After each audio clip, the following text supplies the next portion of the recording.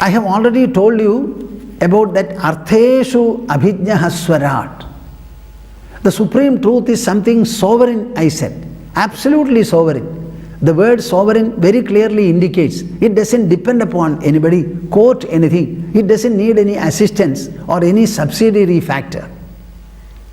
Say, when the president moves in our country or the prime minister, how many aids and security forces are there? When the sovereign has to manifest itself or himself anywhere, he doesn't require any security at all. Anywhere, anytime he can appear. Now, I am reminded of one or two instances. One instance is what? In the preservation and protection of the world, many times we are reaching something like an enigma, a kind of a confrontation, a discomfiture. It so happens. And we are not able to resolve the problem. When such insoluble problems arise, something has to be done. That is the occasion when providence can be invoked and providence can descend with effectiveness. And Sreemad Bhaagavatam depicts a few instances like this. One is the manifestation as a mohini, an enchanting female, a woman. The milky ocean was churned.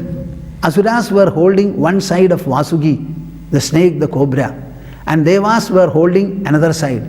Ultimately they succeeded. Finally the nectar came. When the nectar came, Asuras, the demons, they stole the nectar and went away. After all, if wicked people swallow nectar, they are able to eat, then wickedness will be perpetuated.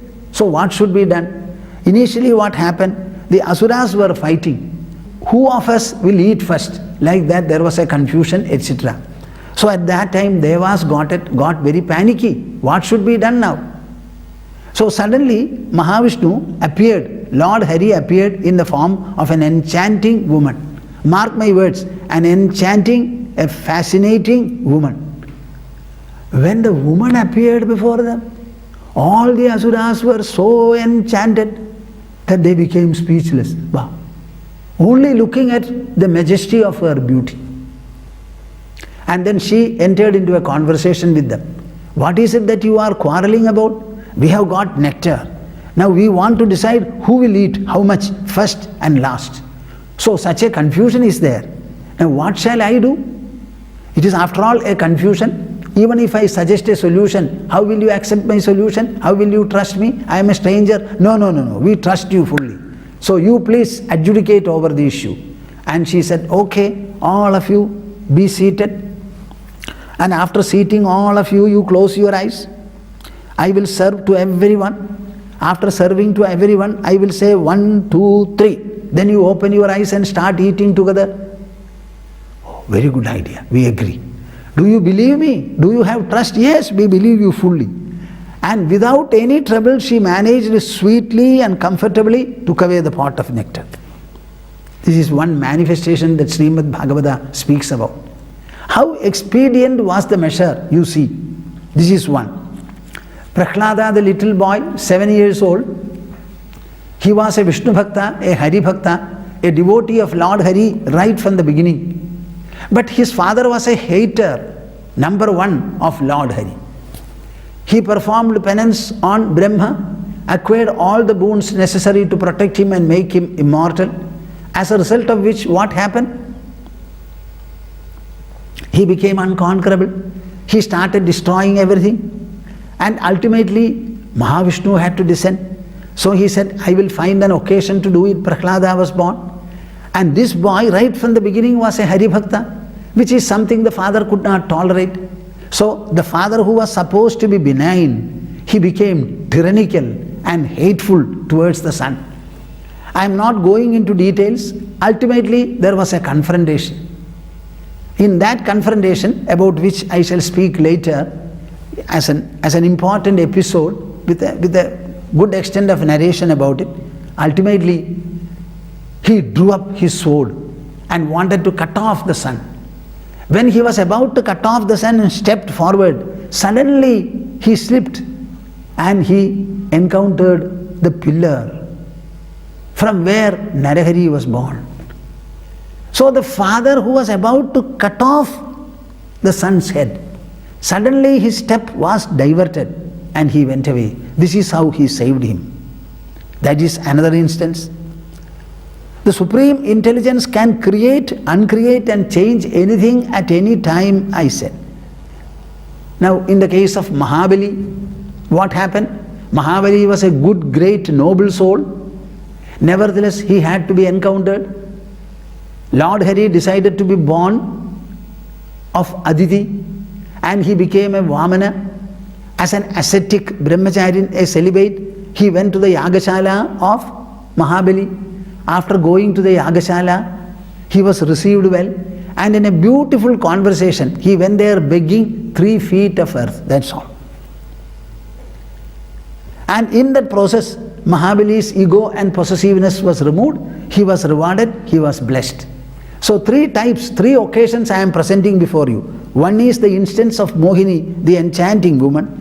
The second is the fierce Narahari, through which he saved Prahlada, the little son, from the wrath and tyranny of his father. The third is Vamana. In a beautiful moral dialogue, ethical dialogue with Mahabali, he was able to set him right. In all these instances, with no second person to assist him, Abhijnaha Swarat Artheshu. Whatever be the occasion, whatever be the purpose, whatever be the objective, the Supreme has got a method and a methodology to achieve it. He is very competent, self-glorious in that.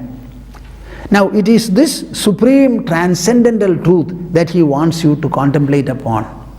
Because it is transcendental, mark my words, because it is transcendental, don't miss, don't search. It is right within your body. Anything outside the body would have been approachable to the senses. Because it transcends the senses, it is within your body. So contemplate upon it, upon it, upon it. By contemplation, everything you will have. You are contemplating upon a source from which bad things spring.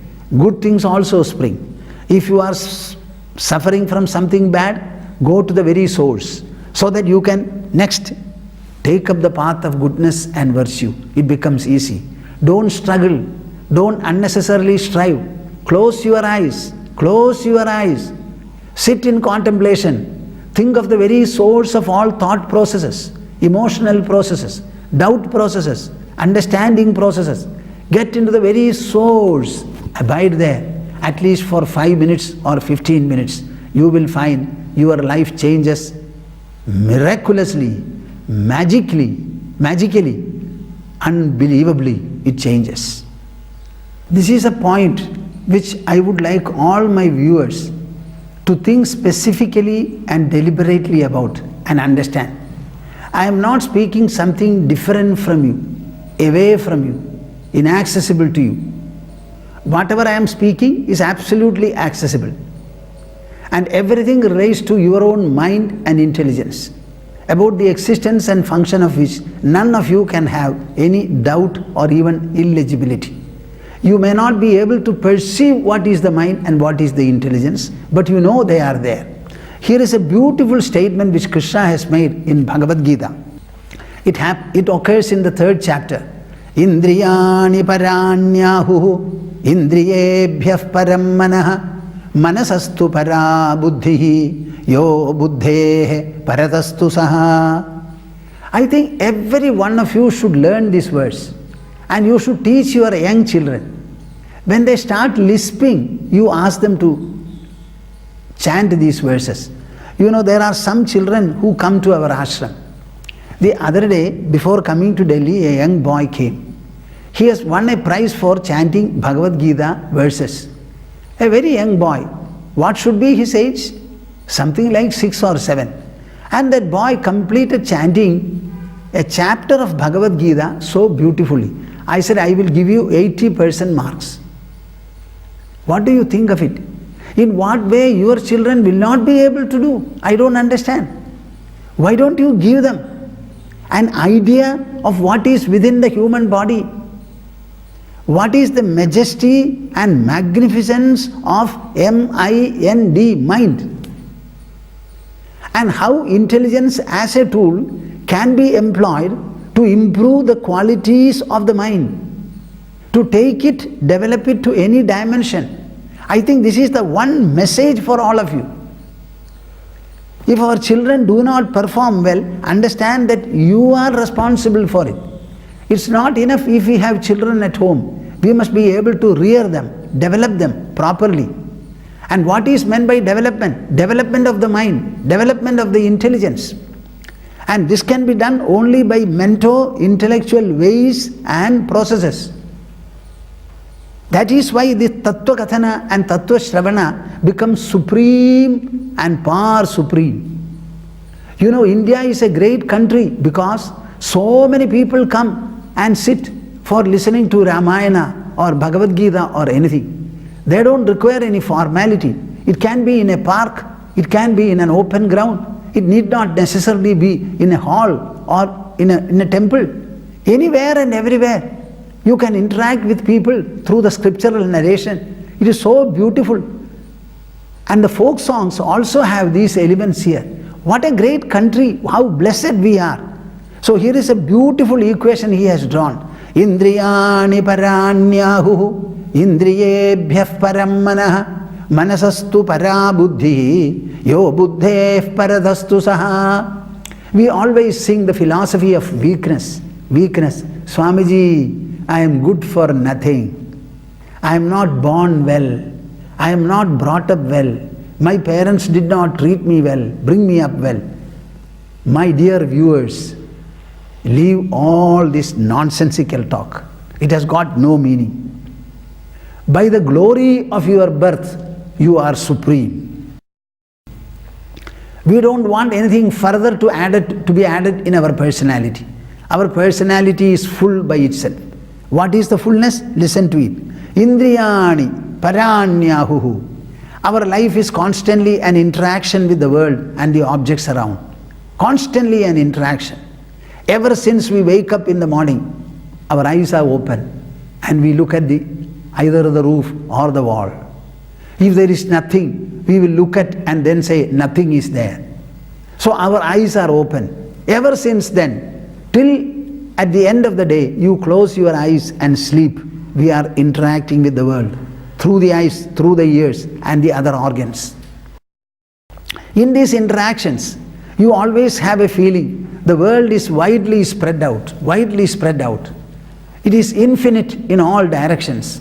So the world is imposing, stupendous. It is tremendous in every way. This is the feeling that we have. But Krishna, Bhagavad Gita, and then Bhoomananda Swami, we have to tell you something different. What is that? The world is not superior. It is far inferior to you. The superior elements are in your personality. To begin with, our body, on which are situated the 5 senses, the senses of perception, the knowledge organs. These senses are situated in the body. The entire body is fed, nourished, fostered only to host the senses. Mark my expressions. Our body is nourished only to host the sensory functions. The senses are in our body. So these sensory organs, 5 in number, they interact with the world objects. Interact with the world objects. You can see a mustard with your eye. You can see a mango with the same eye. You can see a mountain also. You can see the endless waters sea and ultimately the infinite sky. The eye is very small. It doesn't say the object is very huge, I cannot see. It doesn't say that. It doesn't increase in its size. It looks at a mustard with the same pupil, with the same cornea, with the same organ. And it looks at a mountain. Bah. Then it looks at the sky. Bah. The same eyes. You tell me, when I close my eyes, the world will have no colors at all. All the colors are created and imposed by our eyes in the presence of light. The world is perceived by us, experienced by us. The world doesn't experience at all. I can close and non-operate my senses. Then the sensory perceptions will not take place. The world has nothing to tell me. I even go to the extent of saying, Suppose the great Lord has come and he is standing before me. Swamiji, I am standing before me. Please open my eyes and see. He will have to tell me, open your eyes and see, Swamiji. Unless I open my eyes, allow myself, lend myself to see the Lord, he will not be seen. Is it too much for you, what I say? You have to get used to my narration. Used to my exposition. Get used to it. Yes, it is so. No object will be seen by my eyes unless I lend my eyes to see them. And whenever I see an object, whenever I see anything whatsoever, I have to designate it as my object. I am the subject. I am the seer. And you are the seen, visible. The vision is not registered in the object. It is registered in me, the subject. I see an elephant. I see the rising sun. Does the rising sun see me? No. Does he register my presence? No. I register his presence. I remember it. So it is my product. The seeing belongs to me. It never belongs to the object. I am the seer. I make the object seen and visible. So where is the superiority? Is it in the object seen or the eye seeing? What answer do you have, my dear viewers? So Sri Krishna says in Bhagavad Gita, Indriyani Paranyahuhu. The whole five senses are superior to the objects. The word superior means what? Greater, grander, more majestic, more potent, in every way superior. So the senses are superior to the objects. And the entire world is nothing but objects, collection of objects. But the eyes are not independent in their seeing. As I mentioned to you earlier, for a sleeping eyes, even if a flower is shown, it may not be able to see at all. So the eyes have to be employed by the mind. It is in the mind that I want to see, that feeling arises. And following the feeling, it opens the eyelids and focuses on the direction, where the objects have to be seen. So the mind is to be present there, and the will and wish arise there. So the mind is superior to the senses. In the first part he said, Indriyani Parani Ahuhu. He uses the word Ahuhu. It is not just my statement, Arjuna. This has been discovered and realized long back in our culture, in our philosophy. My birth was recent, and humanity existed for a long while, several millennia. And right from the Vedic times, this assessment has been made. So the discovery and the assessment are, senses are superior to the objects and mind is superior to the senses. Indriyebhyah param manah. Manasastu para buddhi. It doesn't stop there. The intelligence is superior to the mind because the knowledge, the impetus, the discrimination, the directions have to be provided by the intelligence. The mind by its very nature is emotional. It always puts up preferences and prejudices, likes and dislikes. These have to be moderated, and the moderation is done by the intelligence. So the intelligence alone is the seeker of knowledge, gainer of knowledge.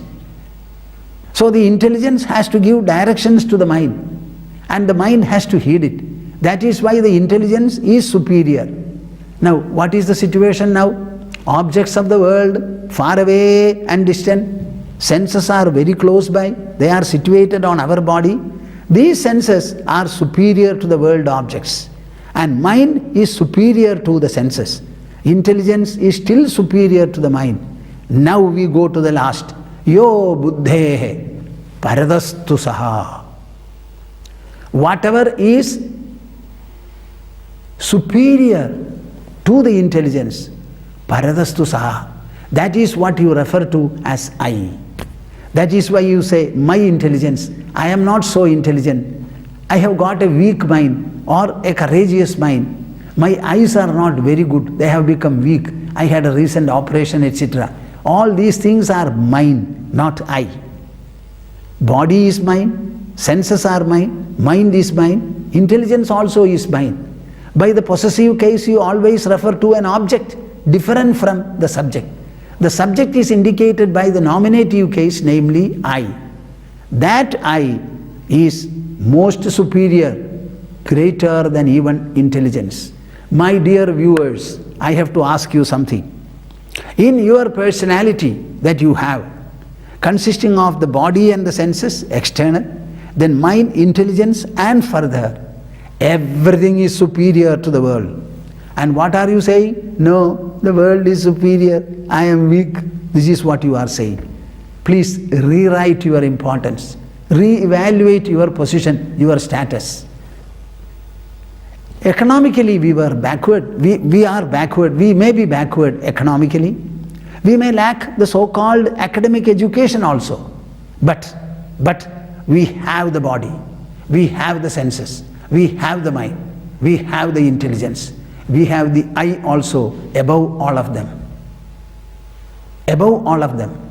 So how many factors and constituents are there? Body, mind, intelligence, and the further superior. Thus 4 or 5 factors, constituents are all superior to the world. What more do you want? So be a master of this world. Move with self-mastery, self-sovereignty, and self-independence. Never succumb to any situation. Draupadi was assaulted in an open assembly. Still she resisted. You may pull my sari, but you cannot touch my mind, she said. It was that resoluteness in her, timely resoluteness, that saved her husbands from slavery. I think our women are very great. Our tradition is super great. I would like you to understand it. Understand it. So when Sreemad Bhagavatam and Vyasadeva say, Satyam Param Dhimahi, tell me, is he not speaking about something that is most inward in you, but most superior in the whole creation? It is very, very close.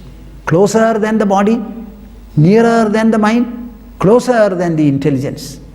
And it is that which you refer to as the I.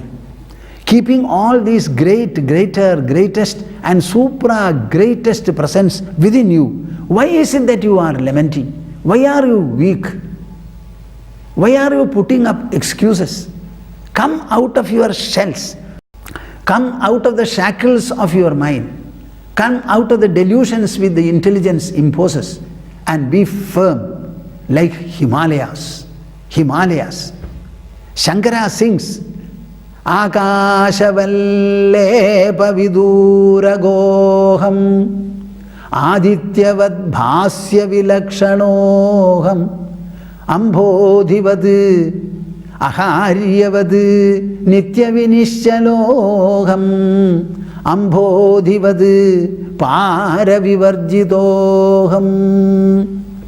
You know, this is a beautiful statement and contemplation. See how well he puts it.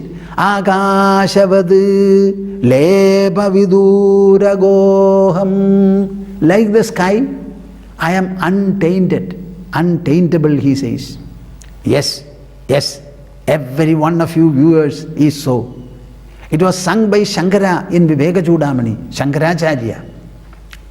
But it is applicable to everyone's inside. Akashavad, like the sky and space.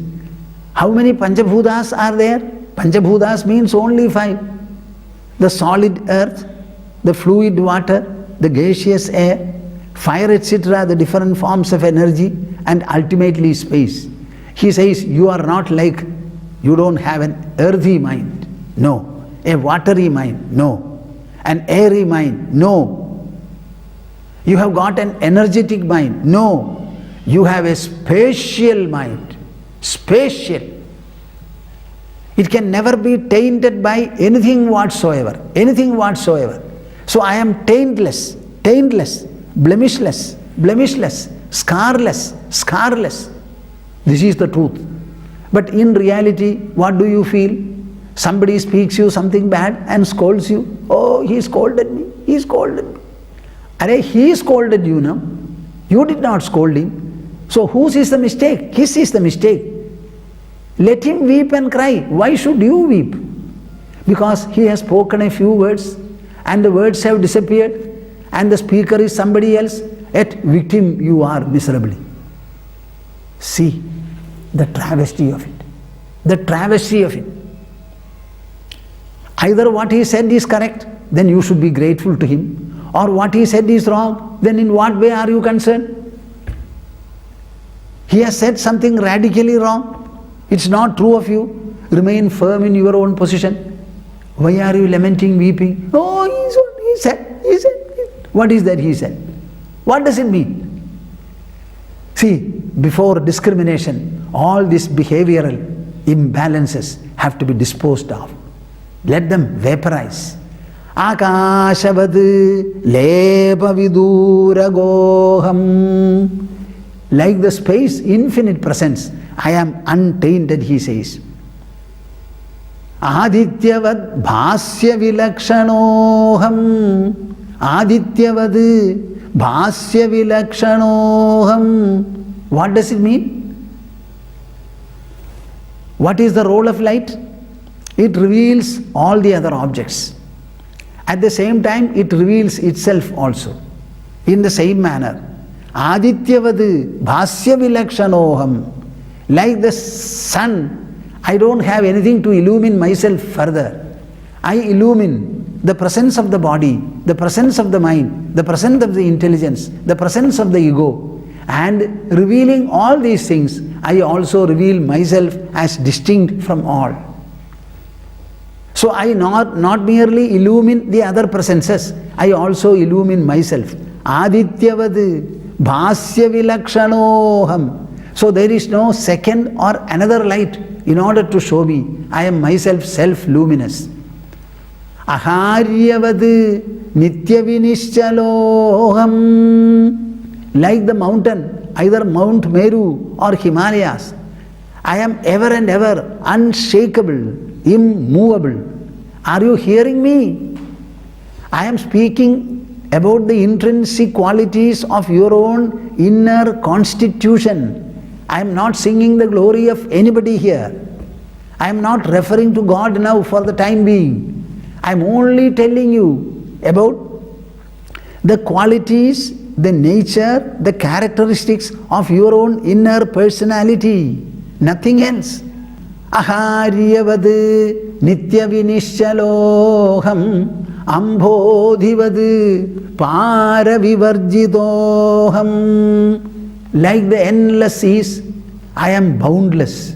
I have no shore at all. Paravivarjidoham. What do you think of it? This is the supreme truth.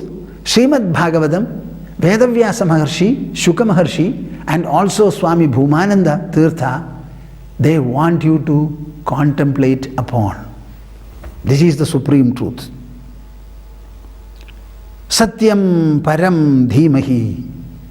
So understand, spiritually you are not deficient. You are not short. You are not narrow. You are not constricted. You have an infinite dimension, expanse, majesty, loftiness and magnificence.